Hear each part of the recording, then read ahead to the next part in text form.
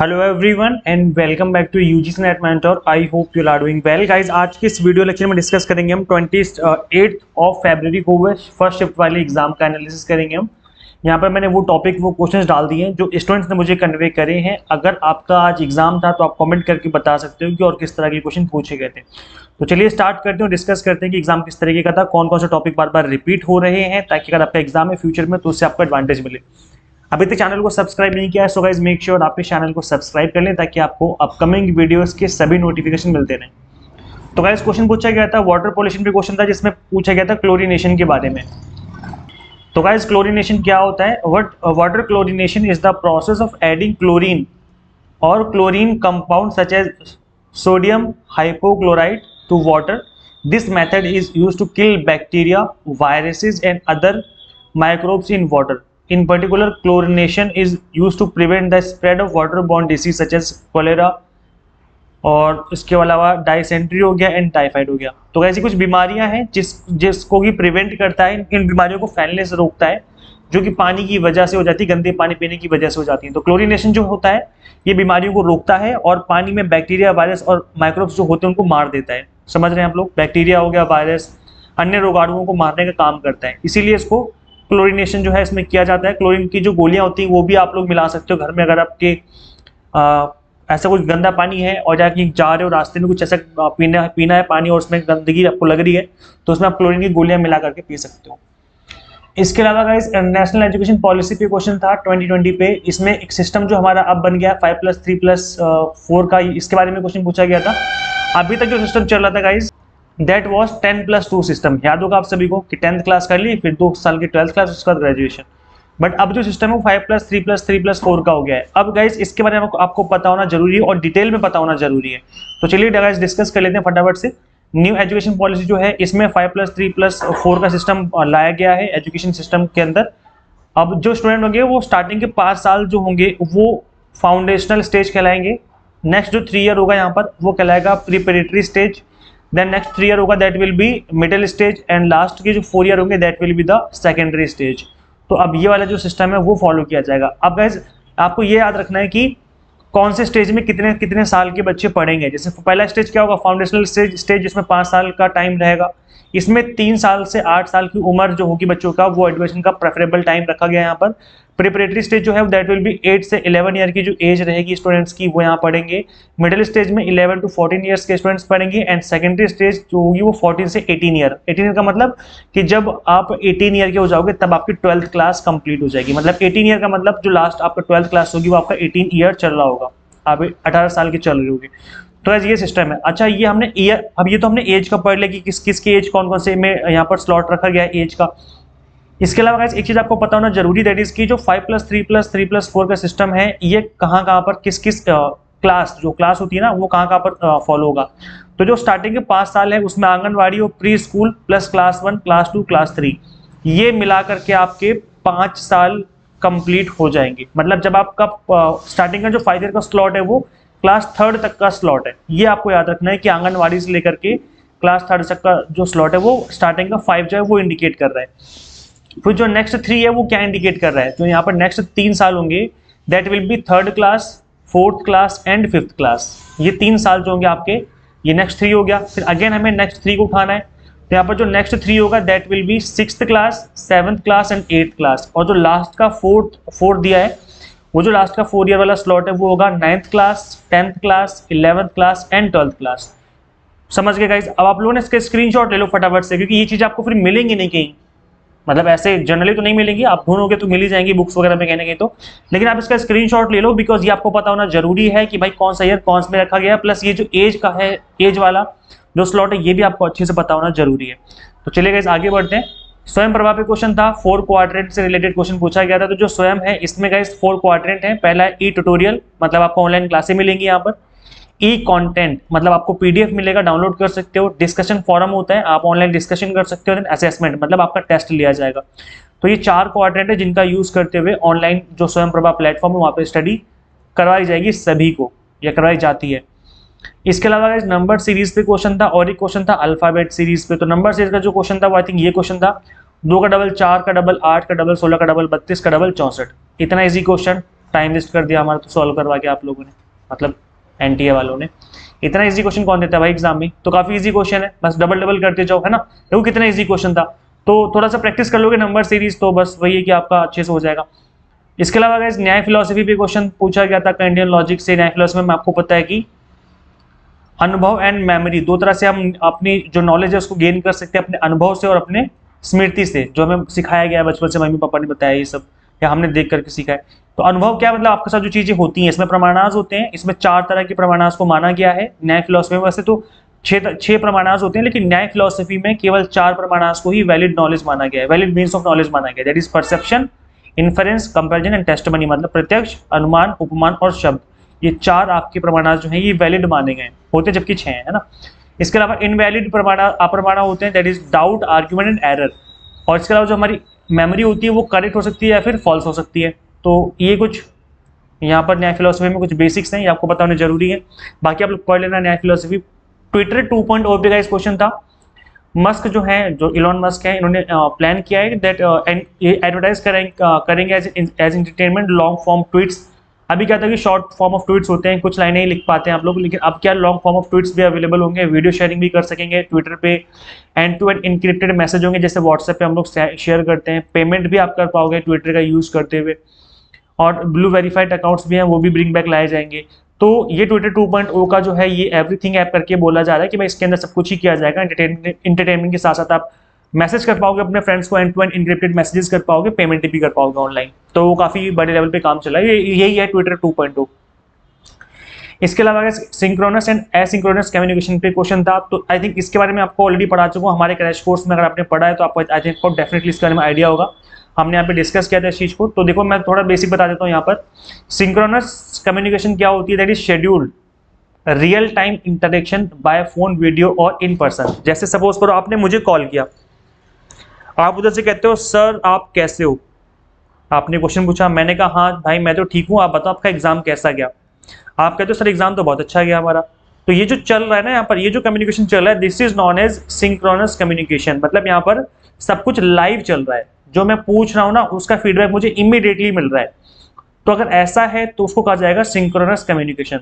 और एसिंक्रोनस क्या हो जाएगा, अब तो आप समझ ही गए होंगे। एसिंक्रोनस का मतलब क्या है कि जो आप खुद कर रहे हो अपने ऑन टाइम पे कर रहे हो, जो लाइव नहीं है, मतलब 2 लोगों का जो है आपस में लाइव नहीं कर रहे हैं, तो वो एसिंक्रोनस हो जाएगा। सो जैसे कि आप देख सकते हो सिंक्रोनस का मतलब क्या है, happens at the same time, that is synchronous. और asynchronous does not happen at the same time, अलग अलग टाइम पे हो रहा है। आपने चिट्ठी भेज दी, आपने लेटर लिख के भेज दिया, पोस्ट कर दिया, 15 दिन बाद रिप्लाई आ रहा है, तो ये क्या है, दिस इज एसिंक्रोनस कम्युनिकेशन। मतलब इमीडिएटली फीडबैक आपको नहीं मिल रहा है ना। तो गाइस ये होता है, समझ गए आप लोग, इजी है। तो इससे रिलेटेड क्वेश्चन था। सैम्पलिंग में मैं आपको हमेशा बता रहा हूँ, बार बार बता रहा हूँ गाइस कि सैम्पलिंग के क्वेश्चन कर लो, बिकॉज सैम्पलिंग काफी इंपॉर्टेंट टॉपिक है। गाइस मैंने अपने चैनल पे एक वीडियो बनाई थी मोस्ट रिपीटेड टॉपिक्स के बारे में, मतलब अभी जो फैब में एग्जाम हुए रिसेंटली, इसमें जो मोस्ट हर बार रिपीट हो रहे हैं इसके ऊपर एक वीडियो बनाई है। ये वीडियो मोस्ट रिकमेंडेड वीडियो है। अभी तक आपने इस वीडियो को नहीं देखा और आपका एग्जाम होना अभी बाकी है, तो इस वीडियो को मिस मत कर देना गलती से भी। यहाँ पर मैंने उन टॉपिक्स को एनालाइज करके यहाँ पे डाला हुआ है कि जो टॉपिक बार बार रिपीट हो रहे हैं, ये टॉपिक अगर अच्छे से कवर कर लोगे तो डेफिनेटली आप काफी अच्छा स्कोर कर पाओगे। बिकॉज अगर आपको मैं बता दूं कि टॉपिक बार बार रिपीट हो रहा है तो भाई पढ़ लो ना, क्यों नहीं पढ़ रहे भाई, है ना। तो इस वीडियो को देख लो, ये वीडियो आप चैनल पे विजिट कर लो, चैनल पे विजिट करके यहाँ पे मिल जाएगा, मोस्ट रिपीटेड टॉपिक करके वीडियो का नाम है। इसको आप जरूर देखें और जितने भी आपके फ्रेंड्स जो की तैयारी कर रहे हैं उनके साथ भी इस वीडियो को जरूर शेयर कर देना। तो उसमें मैंने इस वाली वीडियो में मैंने सैम्पलिंग वाले को मेंशन किया था कि सैम्पलिंग पे बार बार क्वेश्चन बन रहे हैं। तो गाइस इस पे रैंडम सैम्पलिंग पे स्पेसिफिकली क्वेश्चन पूछा गया था। सैम्पलिंग के 2 मेथड होते हैं, प्रोबेबिलिटी सैम्पलिंग और नॉन प्रोबेबिलिटी में। प्रोबेबिलिटी में simple random, cluster, systematic and stratified आते हैं, जबकि नॉन प्रोबेबिलिटी सैम्पलिंग में convenience, judgmental, snowball and quota sampling आते हैं। अभी जो एग्जाम हुआ था 24 फरवरी को, उसमें पूछा गया था स्नोबॉल सैम्पलिंग के बारे में, और आज पूछ लिया रैंडम सैम्पलिंग के बारे में। तो आप जैसे कि देख सकते हो कि इसके जितने भी मेथड हैं सभी के बारे में आपको पता होना जरूरी है, बिकॉज इससे रिलेटेड क्वेश्चन बार बार एग्जाम में बन रहे हैं।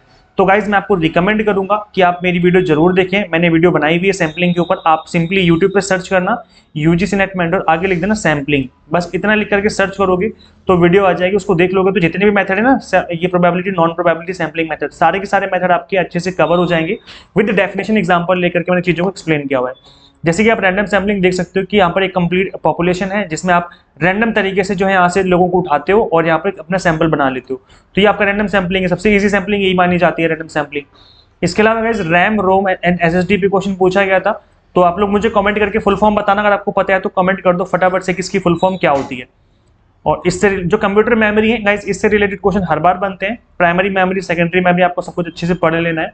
आरसी काफी इजी था, रेडयार्ड किपलिंग के ऊपर क्वेश्चन था। ये एक पोइट रह चुके हैं, इंग्लिश पोइट, इनके ऊपर एक क्वेश्चन पूछा गया था गाइस ये। इसके अलावा डेटा इंटरप्रिटेशन से रिलेटेड क्वेश्चन था आपका, जिसमें table based percentage and average निकालना था। काफी इजी क्वेश्चन था, स्टूडेंट्स ने बताया। क्वेश्चन था simple interest and compound interest के ऊपर, तो ये भी एक अनदर इंपॉर्टेंट टॉपिक आपको अच्छे से कवर कर लेना है। विश्वविद्यालय आयोग पूछा गया था, तो आई थिंक ये विश्वविद्यालय अनुदान आयोग के बारे में बात की जा रही है। मे भी शायद ऐसा, अगर बताना मुझे ऑप्शन में, अगर ये था नहीं था तो इसको 1953 में अस्तित्व में आया था, लेकिन 1956 में इसको एक तरीके से लीगल एंटिटी बना दिया गया था और इसको फिर गवर्नमेंट ने यहाँ पर अनुदान देना इसको स्टार्ट कर दिया था। तो ये क्वेश्चन था। इसके अलावा पॉलिसीज पे क्वेश्चन बार बार बढ़ रहे हैं, तो पॉलिसीज अच्छे से कर लो। इमोशनल एंड कंजंक्शन पॉलिसीज पे क्वेश्चन पूछा हुआ है। मैं बता दूं कि मैंने यूट्यूब पर ही क्लासें ली हुई हैं, ये पॉलिसीज वाली, पॉलिसीज इनफॉर्मल इनफॉर्मल पॉलिसीज मैंने कवर कर रखी है क्लास नंबर 14-15 में। तो ये इंपॉर्टेंट टॉपिक सीरीज है, इस सीरीज का लिंक मैं दे दूंगा इस वीडियो के description box and comment box में। अभी तक आपने नहीं देखा इस सीरीज को तो जरूर देख लेना। इस सीरीज में आपके जितने भी इंपॉर्टेंट टॉपिक हैं पेपर 1 के सारे कवर हो जाएंगे। तो इमोशनल पॉलिसी क्या होती है गाइज, आपने कभी देखा होगा कि अगर आप मम्मी से बात कर रहे हो अपने, ठीक है, और आपका जो रीजन है वो सही है, लेकिन मम्मी आपको इमोशनली ऐसा कर देती है कि आप मान जाते हो कि ठीक है मम्मी सही बोल रही हो, आप कोई बात नहीं, चलो ठीक है। तो ये क्या है कि मतलब इमोशनल अटैक करना, भले ही आप गलत थे, मतलब आप सही थे, लेकिन फिर भी आपको मम्मी की बात माननी पड़ेगी।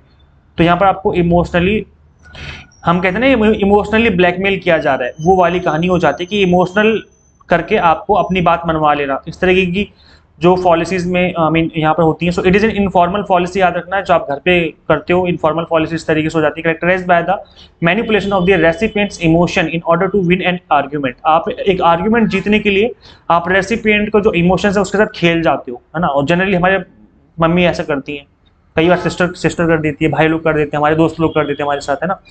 तो एक तर्क है जो जीतने के लिए प्राप्त करता है भावनाओं को हेर फेर की विशेषता वाली एक अनौपचारिक भ्रांति है।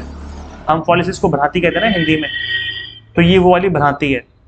इसके अलावा कंजंक्शन पॉलिसी पे क्वेश्चन पूछा गया था guys. So it is a formal policy और error in decision making where people जज that conjunction of two possible events is more likely than one और बोथ ऑफ द कंजंक्ट। क्या बोला जा रहा है कि संयोजन भ्रम, निर्णय लेने में भ्रम त्रुटि है, जहां लोग निर्णय लेते हैं कि दो संभावित घटनाओं का संयोजन एक या दो संयोजनों की तुलना में अधिक होने की संभावना है। मतलब यहाँ पर ये बोला जा रहा है कि भाई जो दो पॉसिबिलिटी है, जैसे एक पॉसिबिलिटी की ब्लू आईज और नेक्स्ट पॉसिबिलिटी की ब्लॉन्ड हेयर, तो कौन सी लड़की आ रही है आपकी क्लास में, तो आपको लग रहा है कि दोनों ब्लू आईज और ब्लॉन्ड हेयर दोनों ही आएंगी, मतलब इसके होने के चांसेस ज्यादा लग रहे हैं आपको। तो इस तरह की पॉलिसी हो जाती है। तो conjunction policy is also known as Linda problem, इसको लिंडा प्रॉब्लम के नाम से भी जानते हैं। It is a formal policy that occurs when it is assumed that specific conditions are more probable than a single general one.